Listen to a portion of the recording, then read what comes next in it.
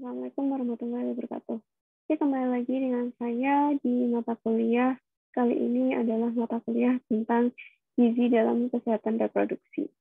Oke, pada kali ini kita akan membahas mengenai gizi seimbang bagi ibu menyusui. Untuk video sebelumnya, saya sudah menjelaskan sedikit sharing mengenai konsep gizi seimbang, ya, dan nanti kita pada video ini akan membahas mengenai bagaimana sih sebenarnya gizi seimbang yang baik untuk ibu saat ibu itu menyusui. Dan juga di sebelumnya juga saya sudah sedikit sharing ya mengenai gizi seimbang bagi ibu hamil. Ya, jadi kita lihat dulu prinsipnya, prinsip dari gizi bagi ibu menyusui. Sebenarnya apa saja di situ? Yang pertama, gizi pada ibu menyusui itu sangatlah erat kaitannya dengan produksi air susu yang akan diproduksinya ya. Nah, produksi air susu tersebut nantinya yang sangat dibutuhkan untuk tumbuh kembang si bayi, apalagi untuk bayi yang baru berusia 1-6 bulan.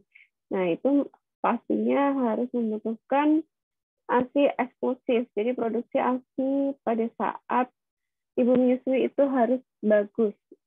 Apalagi untuk tumbuh kembang bayi pada awal masa golden period-nya, yaitu adalah 2 tahun pertama saat bayi tersebut lahir ke dunia ini. Jadi apabila produksi ASI ibu itu ingin mempunyai produksi ASI air susu yang bagus, maka gizi pada ibu menyusui itu harus terpenuhi dan nantinya pasti harus ada tambahan-tambahan zat gizi yang diperlukan bagi ibu menyusui ya.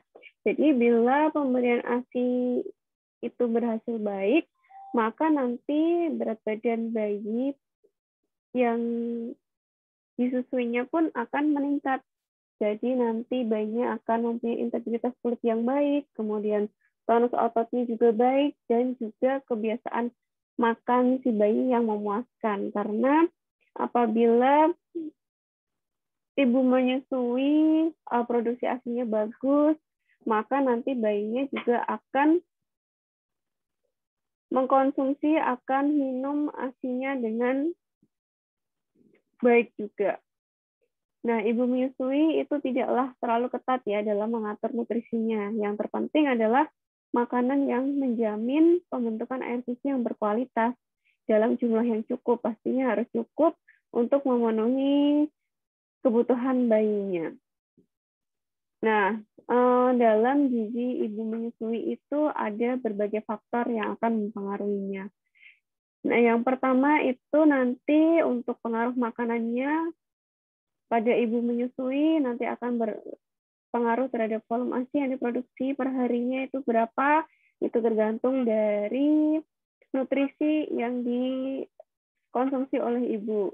Kemudian dengan adanya variasi individu atau variasi pada ibu menyusui, makanannya harus bervariasi ya. Maka nanti untuk penambahan proteinnya pun dalam sehari harus ada penambahan sekitar 15-20 gram. Kemudian jika makanan sehari-hari yang sudah dikonsumsi oleh ibu menyusui itu sudah seimbang, maka tidak perlu lagi untuk mengkonsumsi suplementasi tambahan. Namun apabila ibu menyusui tersebut itu untuk konsumsi makanan sehari-hari itu ada belum cukup, maka nanti harus membutuhkan suplementasi tambahan, sehingga nanti dapat menunjang zat gizi yang ada dalam tubuh ibu menyusui tersebut. Dan juga aktivitas ibu menyusui nanti juga akan mempengaruhi dalam produksi ASINya. Apabila nanti aktivitas ibu menyusui itu berat, yang tidak diimbangi dengan nutrisi atau tambahan nutrisi atau kalori, protein, dan gizi lainnya, nanti maka akan mengakibatkan produksi ASI ibu juga akan berkurang. Jadi harus adanya nutrisi yang baik bagi ibu menyusui, kemudian aktivitasnya juga dikurangi ya, agar produksi ASI-nya tercukupi. Nah, apa sih sebenarnya pengaruhnya status gizi pada saat ibu menyusui? Nah, nanti untuk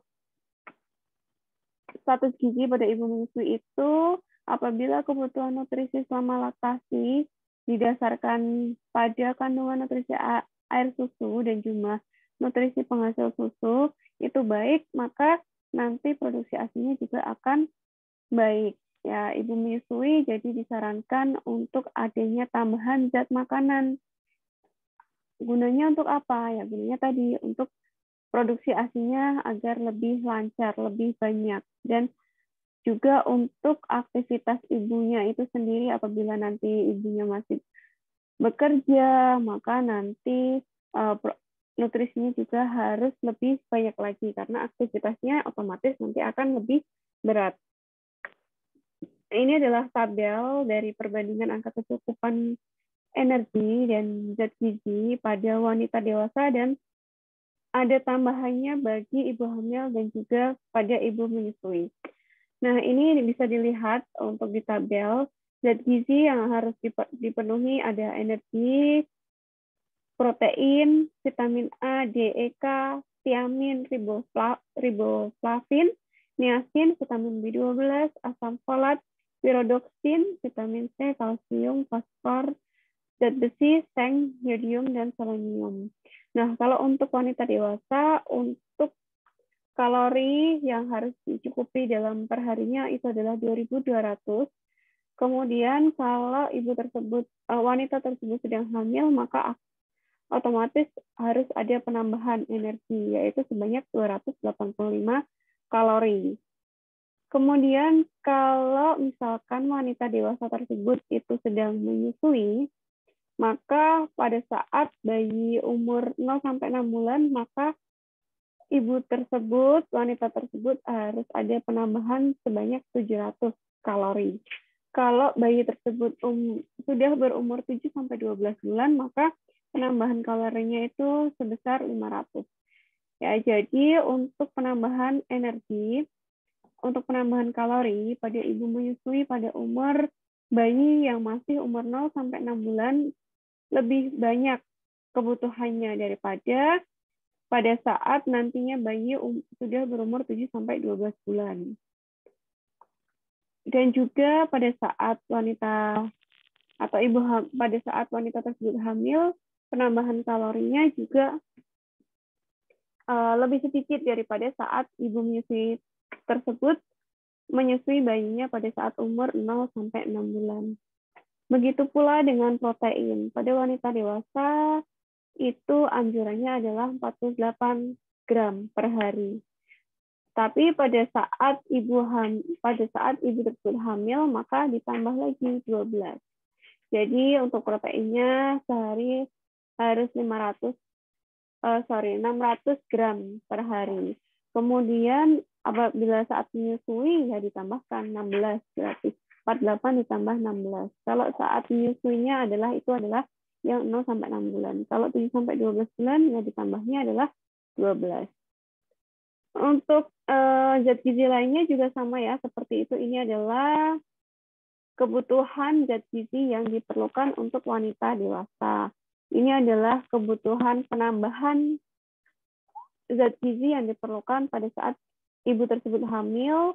Kemudian ini pada saat ibu itu menyusui 0-6 bulan, dan yang terakhir adalah 7-12 bulan.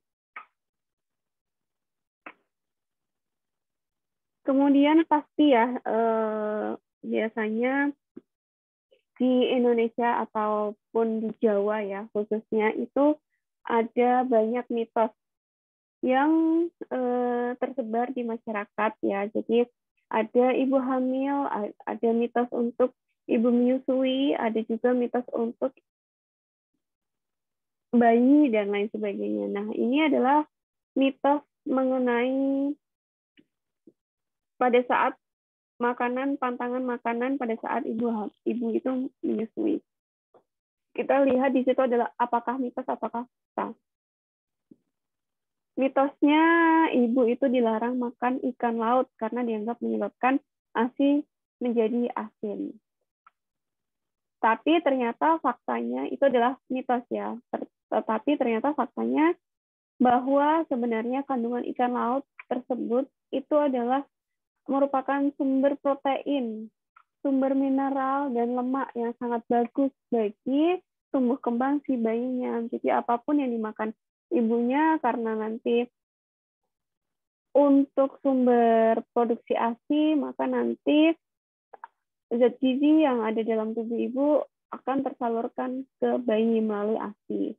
Jadi mitos yang menganggap bahwa makan ikan laut itu dianggap akan membuat ASI menjadi amis, ternyata sebenarnya kandungan dalam ikan laut tersebut adalah sangat tinggi protein yang dibutuhkan bagi tumbuh kembang si bayi. Kemudian ada lagi mitos yang menyatakan bahwa ibu menyusui itu tidak diperbolehkan untuk minum es karena dapat membuat bayi itu menjadi besar. Tapi sebenarnya faktanya itu minum es itu tidak ada kaitannya sama sekali ya dengan pertumbuhan atau perkembangan si bayinya. Kemudian ibu menyusui itu tidak boleh makan makanan yang pedas karena dapat menyebabkan alergi. Nah, faktanya bahwa makanan pedas itu sebenarnya tidak ada hubungannya dengan alergi ataupun dengan daya tahan tubuh bayi. Ya, alergi ini erat kaitannya juga dengan imunitas. Kalau imunnya jelek berarti nanti untuk terjadinya alergi akan potensial untuk terjadinya alergi. Jadi makanan pedas itu sebenarnya normal. Tidak menyebabkan alergi apabila imun tubuh si bayi itu bagus. Jadi kalau misalkan ibu menyusui itu makan pedas, makanan pedasnya masih dalam tahap normal, ya nanti tetap masih bisa ditoleransi ya oleh beberapa bayi. Namun, ini yang harus dihindari oleh ibu menyusui. Yang harus dihindari yang pertama itu adalah harus menghindari mengkonsumsi alkohol. Ibu menyusui pun seperti itu.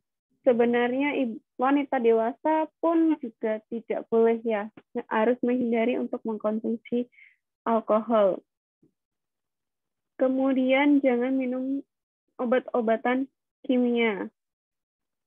Ada beberapa obat generik yang tidak diperbolehkan dikonsumsi oleh ibu menyusui.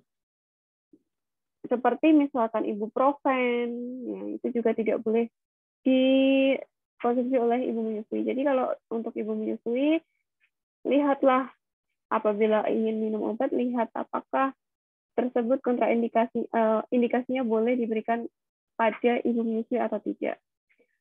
Kemudian hindari merokok. Dan juga harus membatasi kopi, teh, dan soda karena di situ kafeinnya tinggi ya. Minuman yang tinggi kafein itu nantinya akan berpengaruh terhadap metabolisme bayi karena bayi itu belum siap untuk mencerna kafein. Selain itu, kopi, teh, soda itu juga akan menurunkan produksi ASI. Jadi gimana sih sebenarnya dampaknya? Dampak apabila ibu menyusui itu kekurangan gizi nanti juga pasti akan berdampak pada proses tumbuh kembang si bayinya. Tumbuh kembang bayi tidak optimal, akan terganggu sehingga nanti pada masa golden age 2 tahun pertama kehidupan si bayi di dunia itu nanti tidak optimal karena produksi ASI ibu tidak optimal. Kemudian daya tahan tubuh juga akan menurun dari bayinya jadi mudah sakit, kemudian mudah terkena infeksi, kemudian bisa juga menimbulkan gangguan pada mata atau tulang, gangguan pada gigi ya, jadi giginya gampang rusak, kemudian tulangnya tidak kuat, kemudian kekurangan bayi juga bisa mengalami kekurangan gizi, mengalami kurang darah, dan juga pastinya untuk ibu menyusui yang kurang gizi, nanti kualitas ASI-nya juga akan menurun. Jadi kualitas ASI itu sangat dipengaruhi oleh zat gizi yang dikonsumsi pada saat ibu tersebut menyusui. Oke, sekian yang dapat saya sampaikan untuk materi prinsip gizi pada ibu menyusui. Apabila ada kurang lebihnya, saya mohon maaf. Wabillahi taufiq wal hidayah. Wassalamualaikum warahmatullahi wabarakatuh.